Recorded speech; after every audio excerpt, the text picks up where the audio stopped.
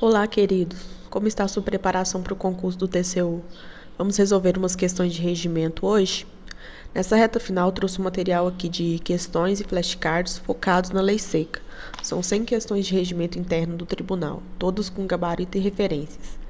Tem também 100 flashcards para complementar o estudo, fixando mais o conteúdo para quem gosta aí dessa forma de aprendizagem. Vamos resolver as questões?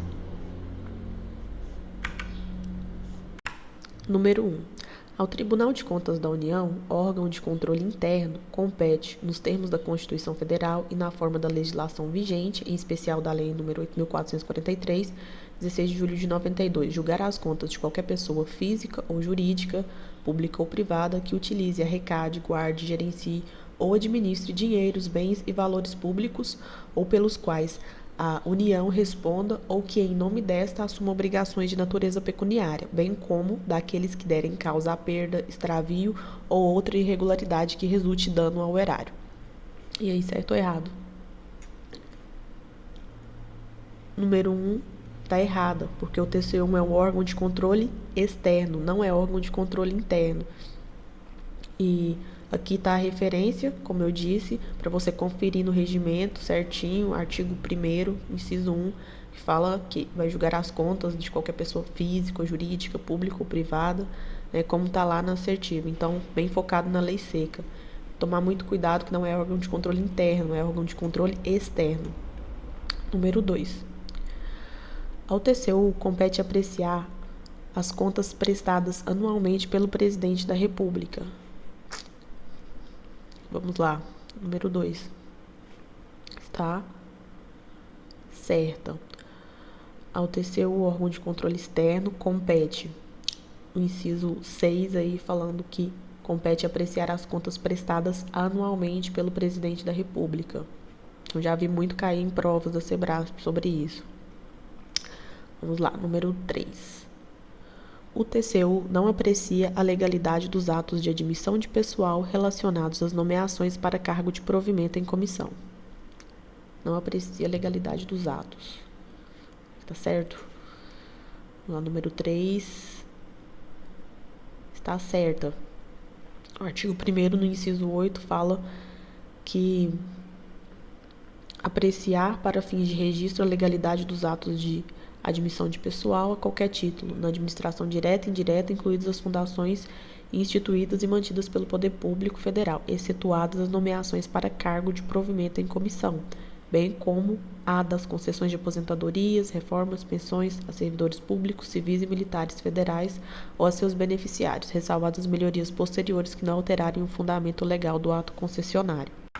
Então, não compete aí ao TCU nas nomeações apreciar essas nomeações para o cargo de provimento em comissão, que é outra questão aí que cai demais em provas. Número 4. Compete ao TCU emitir, nos termos do parágrafo 2º do artigo 33 da Constituição, parecer prévio sobre as contas do governo de território federal no prazo de 60 dias a contar de seu recebimento. 4 está certa.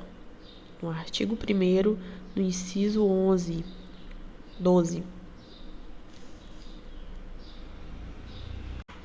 Também é competência do TCU aí emitir esse parecer prévio sobre as contas do governo de território federal no prazo de 60 dias. Grava esses prazos. Número 5. Compete ao TCU sustar, se não atendida, a execução do ato impugnado, comunicando a decisão ao Presidente da República. 5 está errada. No artigo 1º fala que ao Tribunal de Contas da União, né, o órgão de controle externo, compete sustar, se não atendida a execução do ato impugnado, comunicando a decisão à Câmara dos Deputados e ao Senado Federal. Então, não é o presidente, como a questão falou. Né? Número 5 falou que a decisão comunicada ao presidente, não é. Número 6.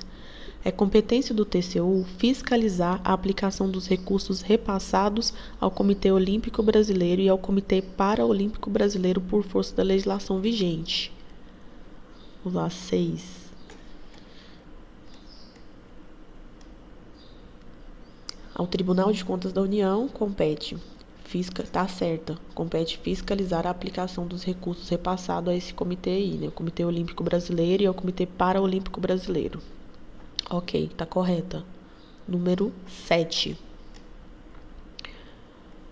No exercício de sua competência, o tribunal terá irrestrito acesso a todas as fontes de informações disponíveis em órgãos e entidades jurisdicionados, inclusive as armazenadas em e-mail eletrônico, bem como aquelas que tratem de despesas de caráter sigiloso.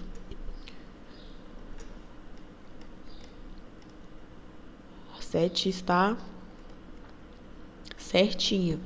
O artigo 3º fala que no exercício da competência, o tribunal terá irrestrito acesso a todas as fontes de informação disponíveis em órgãos e entidades jurisdicionadas, inclusive as armazenadas em e-mail eletrônico, bem como aquelas que tratem de despesas de caráter sigiloso.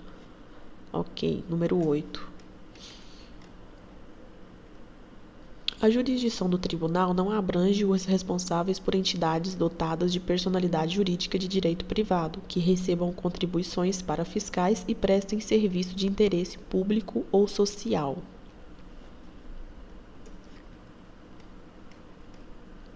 Oito está errada. No artigo 5º vai falar que a jurisdição do tribunal abrange os responsáveis por entidades dotadas de personalidade jurídica de direito privado, que recebam contribuições para fiscais e prestem serviço de interesse público ou social.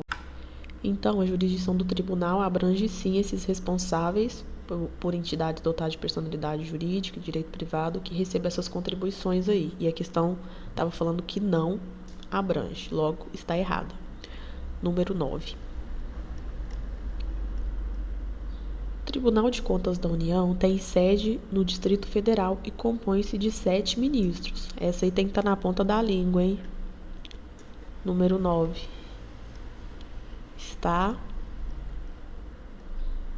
errada. No artigo 6º, fala que o Tribunal de Contas da União tem sede no DF e compõe-se de 9 ministros.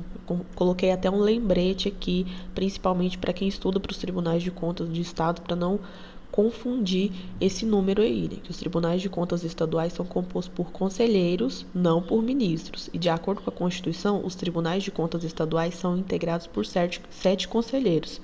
A Constituição Estadual pode detalhar a forma de escolha e atribuições desses conselheiros, mas o número de membros é definido na Constituição. Então, TCU 9, TCE 7, ok? Conselheiros no TCE. E no TCU são 9 ministros. Número 10. São órgãos do tribunal o plenário, a primeira e a segunda câmaras, o presidente, as comissões de caráter permanente ou temporário e a corregedoria, que colaborarão no desempenho de suas atribuições. A 10 está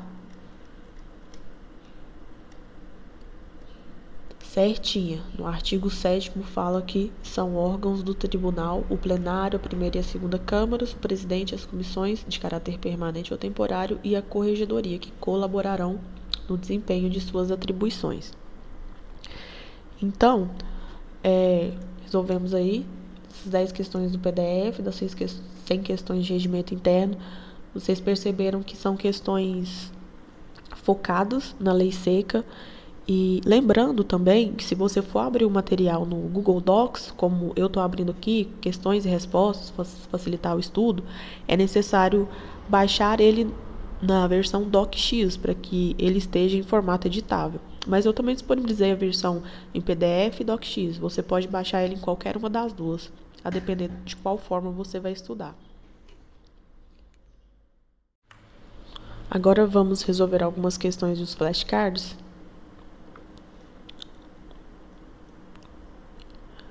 Para quem for estudar pelos cards, sugiro que você baixe o aplicativo do Anki no celular, ou se for estudar no computador, abra o site do Anki e faça o seu login, porque o próprio aplicativo vai programar as revisões de acordo com aquilo que você está tendo mais dificuldade. Agora o aplicativo mudou o nome para Node, né? Esse símbolozinho aqui do N. Antes era Anki, mas a gente conhece aí como Anki Pro mesmo. Vamos resolver? Os órgãos do tribunal são... Quando eu coloco essa lacuna aqui, eu omito a parte do artigo para você tentar se lembrar. Viu que é a questão número 10 que a gente resolveu. Mas não basta só resolver a questão e entender na hora. Você precisa gravar e se lembrar na hora da prova.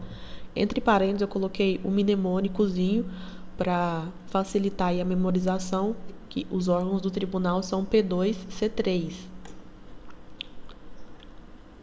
P2, plenário e presidente, 2 P's, tá vendo? C3, câmaras, a primeira e a segunda, comissões de caráter permanente ou temporário e a corregedoria.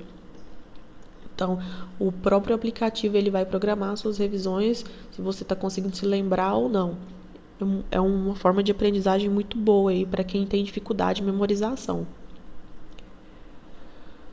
Ao Tribunal de Contas da União assiste o poder, podendo em consequência expedir atos normativos sobre matérias de sua competência e sobre a organização dos processos que lhe devam ser submetidos, obrigando ao seu cumprimento aqueles que lhe estão jurisdicionados, sob pena de responsabilidade. Então, o Tribunal de Contas assiste o poder regulamentar. É competência do TCU propor a criação, transformação e extinção de cargos e funções do quadro de pessoal de sua secretaria, bem como a fixação da respectiva remuneração. O TCU propõe a quem essa criação? Ao Congresso Nacional. É competência do TCU conceder licença, férias e outros afastamentos aos ministros substitutos e membros do Ministério Público junto ao tribunal, dependendo de inspeção por junta médica, a licença para tratamento de saúde por prazo superior a quantos meses? Isso, tá vendo? O aplicativo ele é muito bom para gravar prazos, meses, que é algo que infelizmente as bancas cobram. A gente sabe que não mede conhecimento de ninguém, mas a gente precisa decorar para que se cair na prova a gente se lembre. Então ele é muito importante nessa parte de memorização de prazos. Compete ao TCU sustar, se não atendido, a execução do ato impugnado, comunicando a decisão à Câmara dos Deputados e ao Senado Federal. Compete ao TCU assinar prazo para que o órgão ou entidade adote as providências necessárias ao exato cumprimento da lei, se verificada ilegalidade. Compete ao TCU emitir, nos termos do parágrafo 2º do artigo 33 da Constituição Federal, parecer prévio sobre as contas do governo de território federal, no prazo de... Foi outra questão que estava lá no PDF. Qual que é o prazo? A contar do seu recebimento. 60 dias. Também já vi muito essa questão cair em provas, viu? Compete ao TCU apreciar as contas prestadas pelo Presidente da República, anualmente pelo Presidente da República. Então é isso, pessoal. Lembrando também que esses métodos de estudo são para treinamento e revisão. É importante que você tenha lido o regimento, mas se seu tempo for curto, faça anotações breves de cada questão para você revisar mais perto da prova. Eu deixei um espaço de anotações entre cada resposta no final. Aqui você pode ver que tem um espaçozinho. Então é isso, queridos. Espero que o material te ajude nessa reta final. Foi feito com muito carinho, dedicação, focado no que vem sendo cobrado pela Sebrasp. E qualquer dúvida sobre o material, me chame no Instagram. Boa sorte no seu domingo de prova. Tem cupom de desconto na descrição. Um beijo e até mais.